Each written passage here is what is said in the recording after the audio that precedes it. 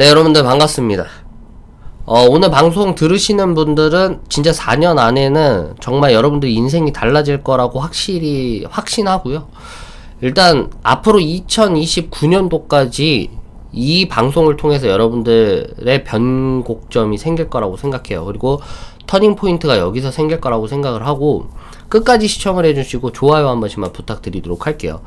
일단은 뭐 국장을 보더라도 우리 고객님들도 그렇고 저도 마찬가지고, 특히 주식 리딩을 운영하고 있는 입장에서 이 최종 4년이죠. 이 조 바이든 행정부의 4년 동안에는 진짜 너무 힘들었습니다. 그러니까 이게 막 말로 너무 힘들었다 이 정도가 아니라요. 와, 이거를 이 현상 유지도 안 되고 계속해서 매일 적자만 계속해서 지금 4년 동안 적자만 계속 누적이 되고 있는데, 이거를 끝끝내 끌고 가는 게 맞는가 안 맞는가를 진짜 하루에도 머리 박으면서 생각하는 게 요번 4년이었어요. 근데 앞으로 이제 트럼프 행정부가 2025년도 기준점에서 2029년도까지 갔을 때, 그렇다면 이게 경제에 대한 분위기라든지 반응이 어느 정도로 괜찮아지는가 나빠지는가, 이게 중요한 핵심이잖아요. 그쵸? 그리고 저는 마땅한 책임감들이 항상 절 짓누르는 편이에요. 그러니까 예를 들면은 뭐 저는 업자고 그 금융감독원에 등록을 마친 업자이기 때문에, 그 예를 들면 고객님들이 저를 믿고 저희 업체를 믿고 어쨌든 커미션을 지불하고 어쨌든 리딩을 받아 가시는 건데, 그에 맞는 성과가 계속해서 안 나오고 있다, 뭐 수익이 시장을 못 이기고 있다라고 생각을 하면 그 돈값을 제대로 못한다라는 생각에 매일매일 진짜 뼈를 깎는 아픔으로 사실 하루하루를 보내는 거랑 마찬가지입니다. 근데 저는 커미션을 받으면서도 책임감으로 인해서 이렇게 짓눌리는데, 짓눌린다고 해서 이거를 막 뭐랄까요, 이 찡찡거리는 것도 싫은 이유가, 우리 고객님들 자산은 몇 천만 원에서 많게는 몇 억인데, 그분들이 제 리딩으로 자산을 투자를 해서 그거에 대한 성과는 본인들이 저보다 더 소중한 자산들이 오고 가고 하는 그 받는 스트레스를 생각하면, 사실 저는 핑계와 구실보다는 제대로 된 명확한 지침을 드리는 게 제 책임이자 앞으로 제가 해야 될 소명이지 않나 라고 생각을 하는 입장입니다. 근데 어찌됐든 간에 말이 길어졌지만, 조 바이든 4년이 끝나고 트럼프 행정부가 와서 4년 동안에 어떤 방향이 올까 보다 제일 중요한 건 두 가지는 무조건 명심해야 된다라는 거죠. 두 가지는. 방송을 보고 계시는 많은 분들도 첫 번째는 비트코인 하지 않는 거예요. 절대로. 결단코. 제가 저번 영상에서도 얘기를 했지만, 옆에 친구들, 뭐 친척들, 뭐 비트코인으로 돈을 벌었다, 비트코인으로 수익을 냈다, 그냥 다 무시하시고, 여러분들이 집중해야 되는 건 앞으로 트럼프 행정부의 그 4년간에 내가 정말 어떻게 이거를 구실을 하고 포트폴리오를 제작해서 내가 원하는, 예를 들어서 그거를 정해 봐야 된다는 거죠. 여러분들이 자산을 투자를 했던 부분들이 이번 4년 동안에는 맨징이 될까? 혹은 이번 4년 동안에는 내가 목표 금액을 예를 들어서 딱 메모장에 한번 써보시라는 거예요. 내가 시드머니가 2천만 원으로 시작을 했다. 근데 앞으로 4년간 혹은 연간 내가 수익률이 얼마 정도를 벌을까? 이거를 목표 수익률을 측정을 해보시고, 여기에는 꼭 도달을 해야 되겠다라고 생각을 하시고 써보시는 거고, 그렇게 가기 위해서는 내가 어떻게 투자를 해야 하는가? 그게 이 방송의 핵심이 될 거라고 생각을 합니다. 그래서 누군가에게는 뭐 이 방송들이 자기네들과 관심이 없겠지만, 저는 이게 제일 중요한 핵심 포인트예요. 왜냐면 그게 다니까요. 그래서 지금 보시게 되면 최근에 뭐 다우존스 산업 같은 경우에도 좀 많이 빠지고 있어요. 지금 보시게 되면 원래 21평선, 중기평선 원래 깨트리지 않고 가는 추세였는데, 지금 보시게 되면 항상 이 21선 생명선이라고 하는 이 커트를 터치를 하고 말아 올리고 쭉쭉 상승 파동 타다가 또 터치를 했지만 또 상승 파동 가다가 이랬는데, 이번에 크게 한 폭으로 하락을 했다 이 말이죠. 근데 이게 왜 하락을 했는가, 그리고 이 하락폭에 대한 의미를 크게 부여할 필요가 있는가, 이걸 우리가 좀 주목을 하실 필요는 있는데, 저는 개인적으로 봤을 땐 그렇게 크게 주목할 필요는 없다라고 봐요. 그러니까 요번에 이 하락의 원인 중에 하나가 이 제롬 파월이라고 하는 이제 연준 의장이 나와서 금리 인하에 대한 속도 조절을 얘기를 했어요. 속도 조절을 해야 된다. 그래서 금리 인하가 지금 돼서 지금 미국의 금리가 시중 금리가 4.5%, 지금 5점 몇 프로에서 4.5%까지 빠르게 내리고 있는 시점이었고, 원래 내년까지 금리 인하를 원래 4번 더 하겠다라고 우리 예측을 하고 있었어요. 미국의 금리가 올해도 이렇게 빨리 내린 것처럼 내년에도 4번씩이나 금리 인하를 하니까 이제 시장에 대한 부양이 되겠다, 좀 경제가 좀 활성화가 되겠다 생각하고 있는데, 갑자기 뜬금없이 나와가지고는 금리 인하에 대한 속도 조절이 필요하다라고 얘기를 한 거죠. 그래서 시장에 대한 찬물을 좀 끼얹었다라고 여러분들이 보시면 되고, 그로 인해서 좀 하락에 대한 파동이 좀 크게 나온 겁니다. 그래서 제롬 파월에 대한 악재로 인해서 추세가 꺾여지고 있는 시점에서 좀 더 가중시키는 하락을 좀 제공하지 않았나, 전 그렇게 보는 거고요. 그렇다면 제롬 파월의 말처럼 금리 인하에 대한 속도 조절이 정말 나온다라면 시장이 장기적으로 우리는 어떻게 해야 하는가 라고 얘기를 하는데, 이거를 보시면 알아요. 지금 여기에서 핵심 사안이 좀 있다라고 전 봐요. 전 개인적으로 그렇게 봅니다. 왜냐면은 왼쪽에 보시는 분이 일본 소프트뱅크 그룹 창업자 손마사요시, 그러니까 손정이거든요.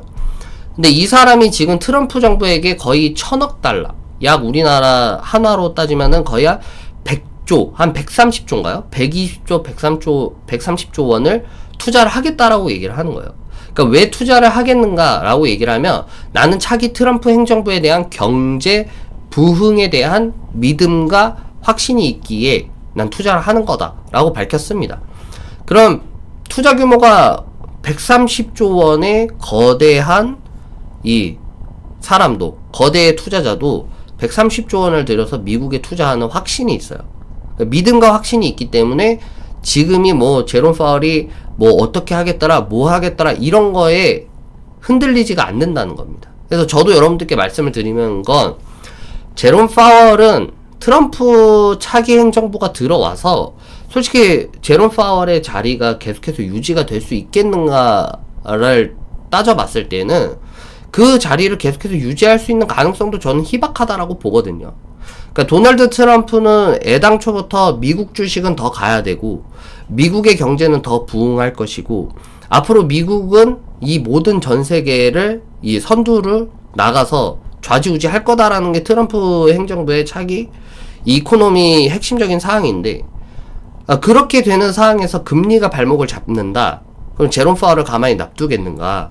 자기네들 행정부와 의견이 다른 사람은 절대로 그렇게 보지 않는다는 거예요. 그래서 제롬 파월로 인해서 시장에 대한 단기적인 조정은 나왔지만, 우리는 장기적으로 어쨌든 트럼프 행정부에 대한 차기 경제에 대한 신드롬을 믿고 투자를 진행을 해볼 필요는 있다고 봅니다.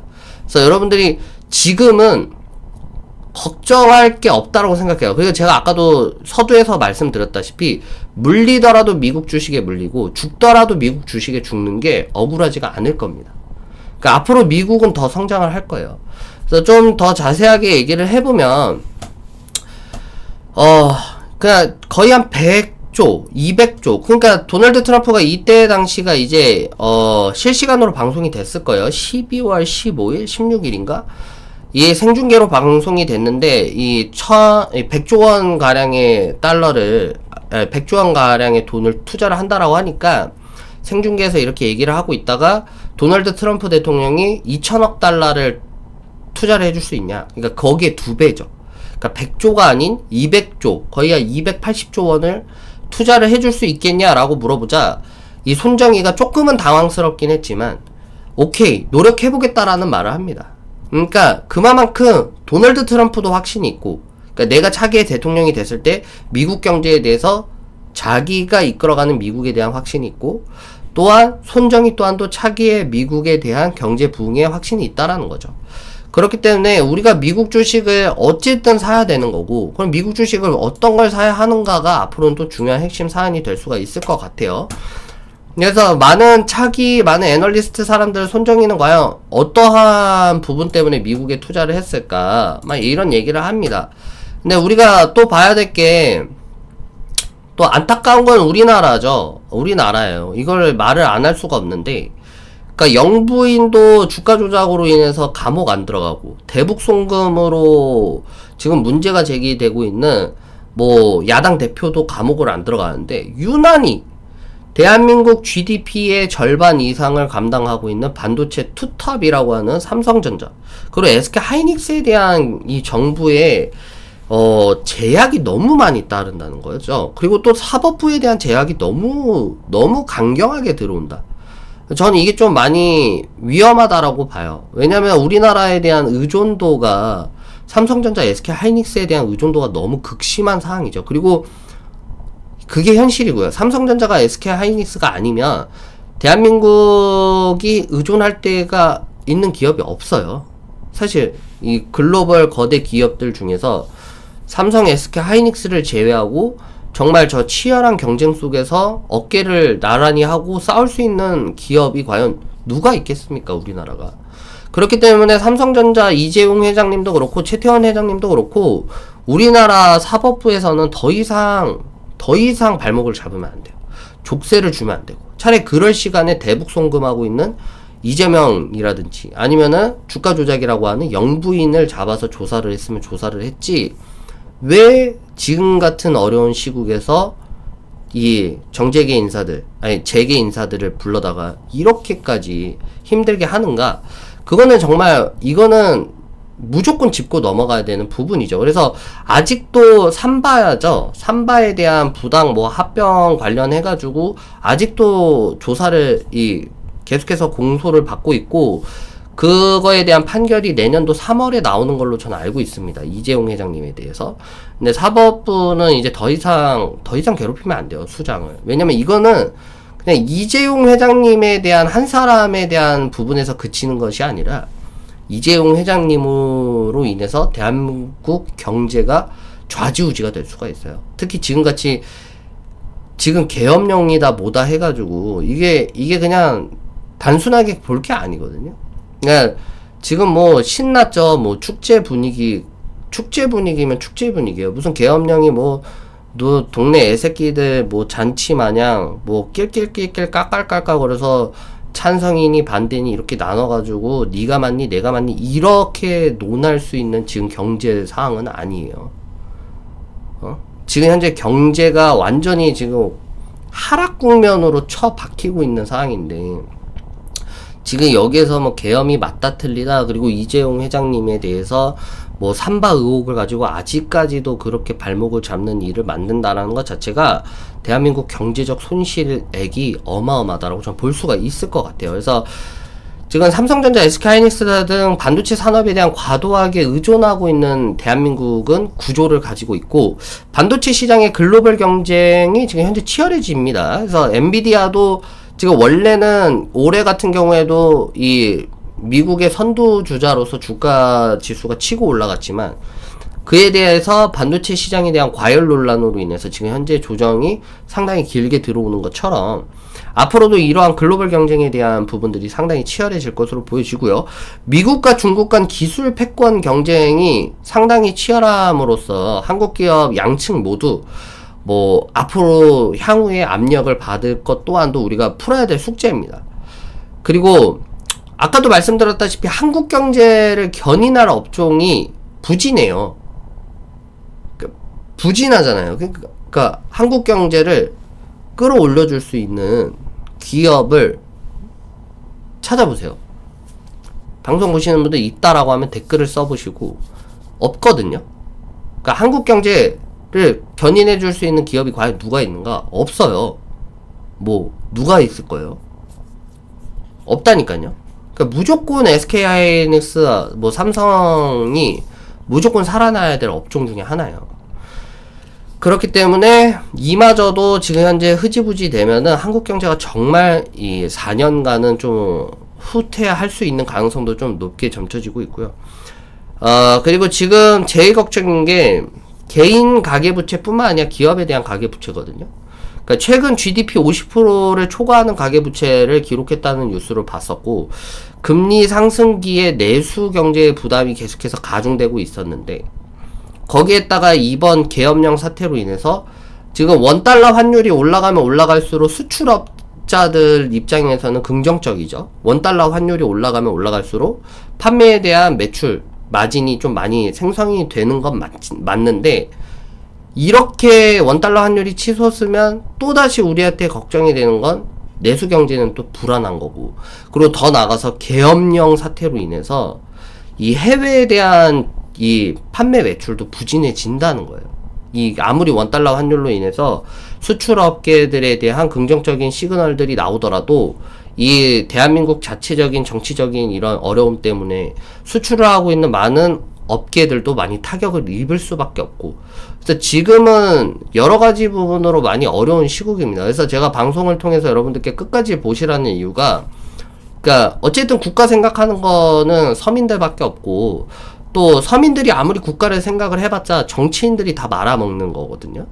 그렇잖아요. 여든 야든 맨날 지들 밥그릇 특권, 그리고 자기 국회 배지 지키려고 그 자리 모색하려고 하기만 바쁘지, 사실 우리를 위해 걱정해주는 사람은 아무도 없어요. 우리밖에 없다. 그러니까 우리 자산 증식을 걱정하는 건 우리밖에 없기 때문에 우리가 뭉쳐야 된다고 저는 생각을 해요.